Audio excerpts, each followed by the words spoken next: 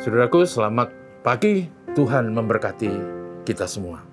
Saya ingin mengangkat satu renungan pagi ini dengan tema awas jangan sampai ada generasi terhilang.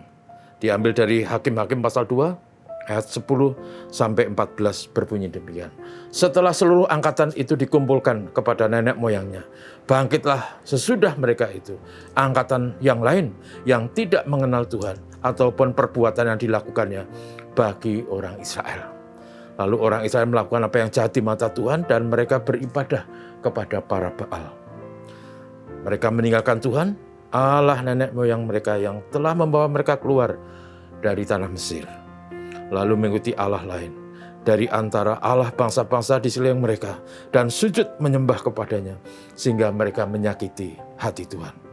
Demikianlah mereka meninggalkan Tuhan dan beribadah kepada Baal dan para Astoret.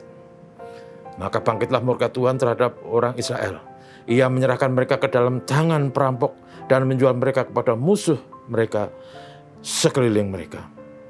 Sehingga mereka tidak lagi mampu menghadapi musuh mereka. Saudaraku, kisah ini yang kita baca adalah kisah generasi pasca kematian tua-tua yang hidup lebih lama dari Yosua. Dan kisah yang kita baca itu adalah sebuah kisah yang mengejutkan dan tragis. Bahwa begitu cepat bangsa ini atau generasi ini berbalik dari Tuhan. Mereka dikatakan meninggalkan Tuhan. Mereka tidak lagi mengenal Tuhan. Mereka melakukan hal yang keji di hadapan Tuhan. Menyembah Baal dan Astoret yang oleh karena penyembahan itu bangsa-bangsa itu diusir dihalau dari negeri mereka.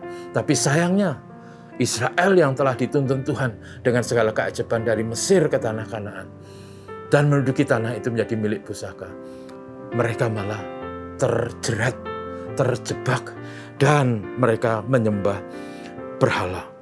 Dikatakan di sana generasi ini tidak mengenal Tuhan dan tidak mengenal perbuatan Tuhan. Nah, kalau kita coba meneliti mengapa sampai generasi menjadi begitu adalah karena barangkali orang tua terlalu sibuk dengan berbagai aktivitas kehidupan. Mungkin ingin meningkatkan taraf hidup, mungkin ingin membangun rumah lebih besar, tetapi mereka mengabaikan yang hakiki, yaitu didikan dan nutrisi iman bagi anak-anak mereka. Mereka hanya berfokus pada kemakmuran material dan mengabaikan kesejahteraan spiritual. Ayat 12 dan 13 berkata, mereka kemudian meninggalkan Tuhan dan menyembah Baal Astoret. Sangat mengerikan karena penyembahan itu adalah kekejian di mata Tuhan.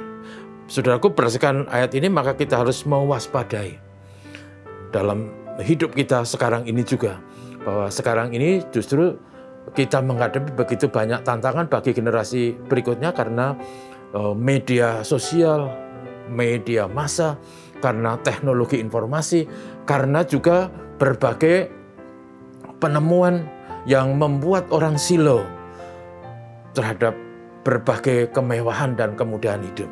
Sehingga kadangkala orang tua menjadi sangat sibuk. Orang tua terfokus sepenuhnya kepada hal-hal duniawi sampai anak-anaknya tidak mendapat didikan yang cukup dari segi iman dan pemahaman akan firman Tuhan. Kalau itu terjadi, saudaraku, maka ini adalah petaka. Sama seperti generasi di Israel yang kita baca tadi. Mereka membayar sangat mahal. Mereka dijajah, dirampok oleh musuh-musuh di sekitar mereka karena mereka meninggalkan Tuhan.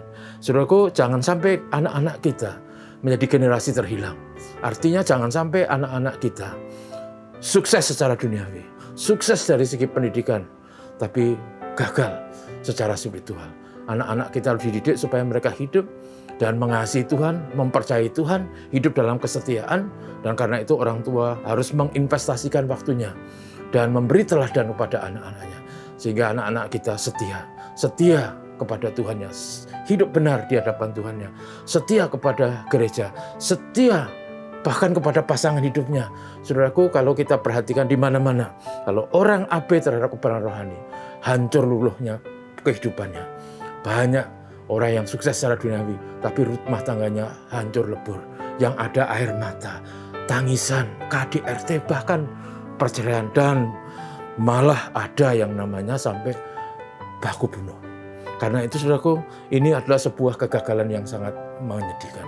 Karenanya, mari kita terus berusaha, bukan hanya mendoakan, tapi berusaha supaya tidak ada generasi atau angkatan anak-anak kita yang terhilang dari hadirat Tuhan. Mari kita usahakan demi anak-anak ini. Tuhan memberkati kita, mari kita berdoa.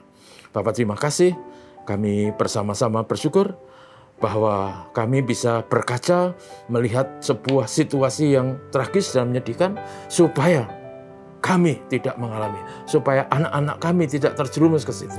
Karena itu tolonglah kami semua dalam berbagai kesibukan, tanggung jawab hidup setiap hari.